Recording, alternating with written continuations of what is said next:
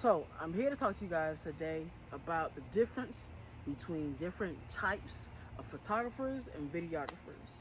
So the only reason I'm tapping into this subject is because I have been hearing a lot of people hit me up and they will say that they had somebody come into an event for them and they did not give them the results that they expected, and ultimately they wish they would have hired me. So it's not to toot my own horn, but I have done my research as far as what it is that people are expecting when it comes to the kind of content that they book me for. So if you book me for an event and I'm supposed to be doing BTSs, I know that a good 6+ hours of that day is going to be me recording what you are doing behind the scenes, BTS. So I know that I need to make sure that I am awake, vigilant, and aware of what is taking place so that I know to record when it's time to record. If I am doing photography and I am doing an event where it involves people that are moving, I have to understand that these are going to be moving shots. I do not have control over if they will be standing still at any particular time. I cannot necessarily control so much of the lighting and the background, and depending on if it's a pole show, that background and lighting can possibly change, and I have to be prepared to assess, and I have to be prepared to also adapt to that particular situation. A lot of people don't understand that. Some media personnel will just take any job because in their minds, oh, I do videos, oh, I do photography, and I can do your job.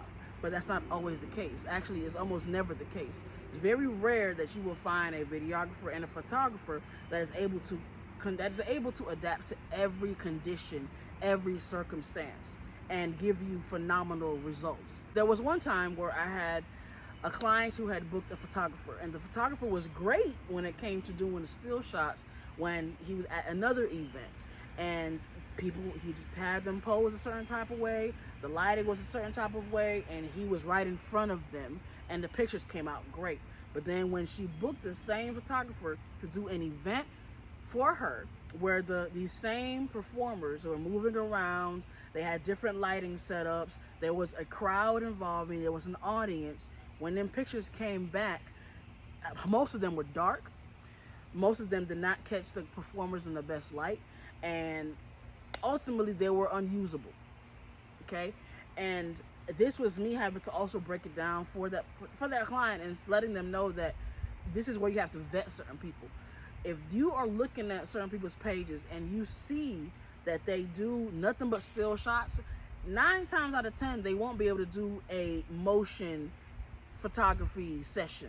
They won't be able to do anything where people are having to move around. And it's the same thing as it comes to sports, meaning that you're on the field with these athletes and they are running around and they're going from one place to the other, so they can't stand still right in front of your lens and give you the best angle. You have to be able to be prepared to catch them at that angle. And this was something that I had to learn over time, where I was starting to learn my camera, and I'm like, okay, cool, I can do a studio setting, I can do a even outdoor setting if they're just standing still and they can hold a pose for a certain amount of time. But once they got into that movement, then I'm getting blurry shots left and right. Then I'm trying to figure out what is going on, having to understand my shutter speed, having to understand how to compensate for the lighting once I increase my shutter speed, understanding how to use sunlight to be another source of my key light. Like, it's a lot of different things that goes into it. But again, a lot of people don't understand that.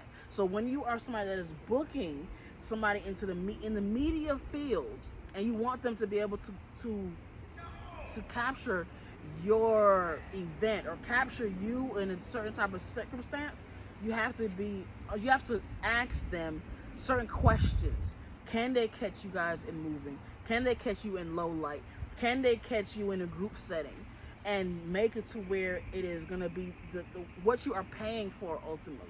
Because a lot of us, we have no refund conditions in our contract. So if you're going to pay a deposit that is going to also is going to be a non-refundable, you want to make sure that what you are paying for and ultimately the full price and full amount is going to be worth what you are getting ultimately. So this is where you have to be able to understand the two. You have to be able to understand how to ask certain questions. Certain people will book others because of the convenience or because they value one thing over the other. I'll give you guys another example. I had this client that ultimately really favored pictures over videos, and that's nothing wrong with that. But because of the day and age that we're in right now, you really need a mixture of both, and really more than anything, you need more videos than you do pictures, because you can keep repurposing those videos into different ways. You can do the same thing with pictures as well, but it also, a lot of times, it's going to be complemented with a video. So with this same client, what they ended up doing was they had, of course, booked me at one point, and they decided that, and they had a lot of content for me. Like, it was a buku amount of content, right? And then when it's time to book again for another event, instead of going with me, they went with somebody else, which is not a problem. I have nothing against that. But the thing with that is, what they were trying to get from this other person, they could not get, because that other person didn't do what I did. So ultimately, they were only left with pictures and nothing else to show, to give the audience, their audience, what it is that they exactly did, so that way other people can decide to jump on the same event the next year. So a lot of times you have to think beyond what it is that's going to satisfy you in the moment. What it is that you can use in the longevity. What is it that you can use and repurpose and put a different title on, a different song on, a different caption on for a later time. Because a lot of times, and of course I'm not shitting on photographers because I'm a photographer, you may get a particular photo that has a specific theme on it. You have to wait for another theme to hit that, to be able to post that photo again. Whereas if you have videos, that's more in a general sense for the most part, then you can obviously use that in a different way and give it a different title and be able to really capitalize on that said event over and over and over again. It's an understanding how to really market your brand, your business, so that way it makes sense for you and your audience. When you are looking for a particular videographer or photographer to cover your event or your next shoot, please make sure that you are asking them all the questions that is going to ensure that you have a successful event, that the results are going to match what you are requesting of them. Once you do that, then you're good to go.